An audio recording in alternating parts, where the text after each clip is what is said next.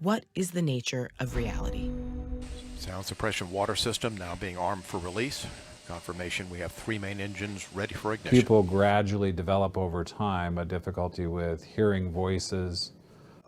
I mean, it's hard to even see them on the chart, but the top 1% has more of the country's wealth than 9 out of 10 Americans believe the entire top 20% should have. It's the throat punch. That seem very real, that they have trouble differentiating from their everyday experience. Your fist needs to be closed, straight in and strike. Or delusional thoughts, which are actually beliefs that are fixed in their mind that things are happening that really aren't. Boom, straight in.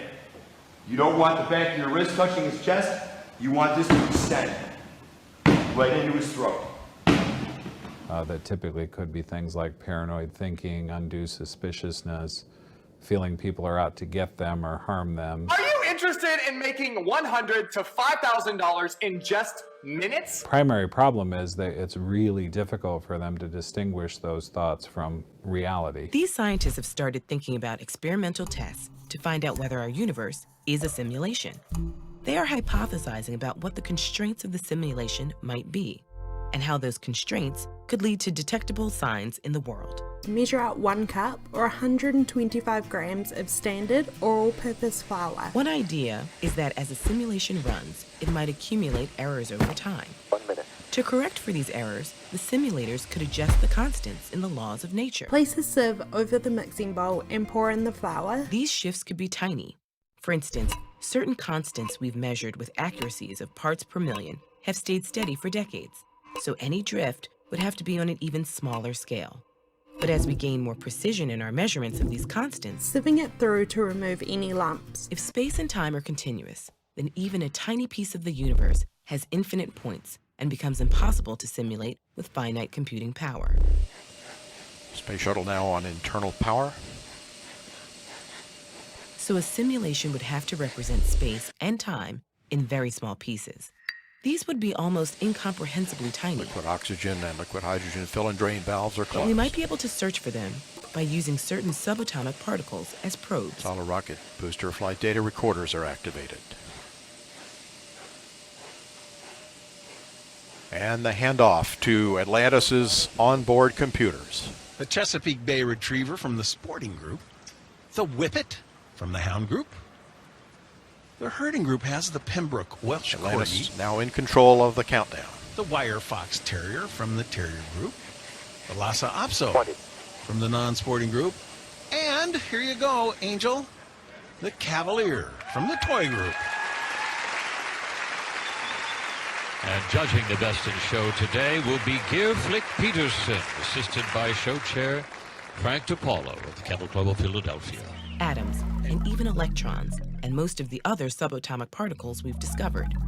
If we do discover a tiny unit in space-time, or a shifting constant in a natural law, would that prove the universe is a simulation? No, it would only be the first of many steps. This is an important step as it's such a delicate batter that we definitely don't want any lumps in. If the unit of space-time is on the scale, we wouldn't be able to look for it with our current scientific understanding.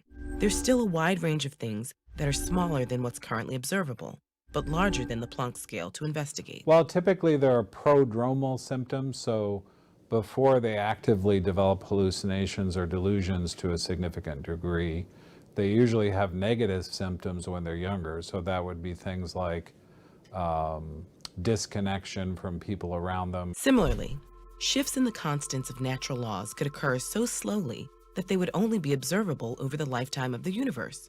So they could exist even if we don't detect them over centuries or millennia of measurements.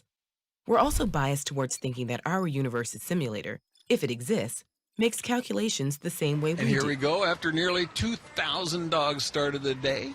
We've got 7 of them left, the 7 group winners competing for Best in Show. Our audience at home is picking their favorites. David, who is yours? Do you have one? Well, I love the Doberman. Firing chain is armed. Sound suppression water system activated. In a smaller bowl, begin measuring out the wet ingredients. We'll need 2 medium-sized eggs for this recipe. Crack them both into the bowl and using a whisk give them a good mix so the whites and yolks are completely combined. The diagnosis is really based on a symptom checklist and also being certain that those symptoms have been there for an extended period of time. I think the Doberman is a wonderful show dog. The Whippet is a big winner. Down and back to being freestanding when you come back here, please. Of course, I got to root for the Cavalier. Pour the milk into the mixing bowl with the beaten eggs and using the whisk combine the ingredients together well. Hallucinations, delusions, oddities of speech, social withdrawal or autistic behavior. Doberman can put itself into a perfect stack. And you think, geez, that's way easy to do. Well, T-minus 10, 9, 8, 7, 6, 5, 3, 2, 1, 0, and liftoff of Space Shuttle Atlantis on a mission to build, resupply, and to do research on the International Space Station. this is Ducky, registered name Dr. Mallard from an NCIS character, 8-year-old male. Houston now controlling. Atlantis begins its penultimate journey to shore up the International Space Station. Atlantis now in the proper alignment for its 8.5-minute ride to orbit. 4.5 million pounds of hardware and humans taking aim on the International Outpost. Use your whisk here and give the batter a really good mix. Our goal here is to try eliminate the chance of lumps in the batter. 30 seconds into the flight. Atlantis almost 2 miles in altitude, almost 6 miles downrange from the Kennedy Space Center already, traveling 500 miles an hour. The differential diagnosis would include things like depression associated with hallucinations, which can occur. That's about maybe 10% of depressive disorders. But that's a little different in that in depression, the hallucinations tend to be mood congruent. The 3 liquid fuel main engines now throttling back to 72% of rated performance, going into the bucket, reducing the stress on the shuttle as it breaks through the sound barrier. From here, you just need to keep slowly adding the wet ingredients. Kind of fun to hear the audience reaction. They have their favorites out there as well. Here's the Whippet. This is the Whippet from the Hound Group. Whiskey. Number 1 Hound, number 1 Whippet in 2018. 55 seconds into the flight, all systems operating normally, 900 miles an hour. The speed of Atlantis right now, 6 miles in altitude, 9 miles downrange. So for example, a depressed person might hear a voice, but the voice often would be saying things that fit with the depression.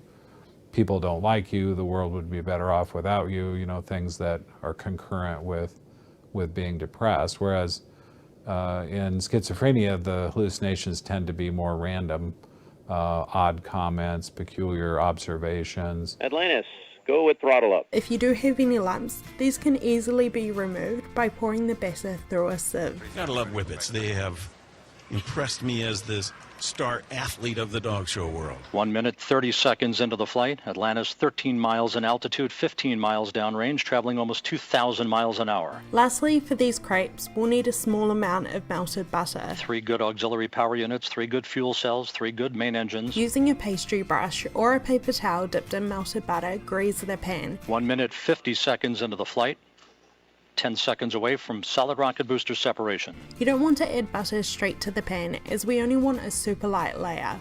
Using a ladle or measuring cup, measure about a quarter or so of a cup full of batter and pour it into the pan.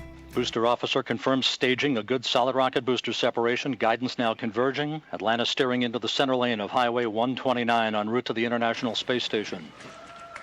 Yeah, that's a good looking dog. Self-referential thinking, you know, looking at the television and thinking. I think it's great that we get to this point and you ask me who I like, and there's 7 dogs in there. Yep. It's tough to make a choice. We know who has the best records. We know who's the ones that were the most fun for us to see. 2 minutes, 20 seconds into the flight, 34 miles in altitude, 48 miles downrange. Atlantis traveling 3,200 miles an hour. Cook the crepes over medium heat for about 30 seconds to a minute until you can see the top of the crepe is setting. Treatment, I think, is a combination for sure. Medication, that's a lifelong need. But also having a structured support system is very important. So bringing the family in and educating them on the nature of the illness and how to respond to it, I think is really important. The propulsion officer in Mission Control reports that the orbital maneuvering system engines have ignited. Atlantis kicking on the afterburners. Flip it with the help of your hands. These are so delicate, so make sure you're extra careful. I know there's a lot of people at home that are rooting for the Corky. Atlantis flying on the singular power of its 3 liquid fuel main engines, draining about a half a ton of fuel per second from the large fuel tank. The Pembroke Welsh Corgi has no tail. So if the family can learn to be calm and understanding of the symptoms and repeatedly pointing out to the person that they're having those symptoms because of an illness. Tough little athletic dogs. Cook the crate for a further 30 seconds on the next side before removing from the pan and continuing with the remainder of your batter. Coming up on the 3-minute mark into the flight, Atlantis 46 miles in altitude, 81 miles downrange, traveling almost 4,000 miles an hour. Here's the Wire Fox Terrier King. Atlantis speeding straight as an arrow toward its date with the International Space Station Wednesday morning. He's trying to get his attention. Here he comes, right into your living room. Or your kitchen. I hope you're in there working on your turkey. King.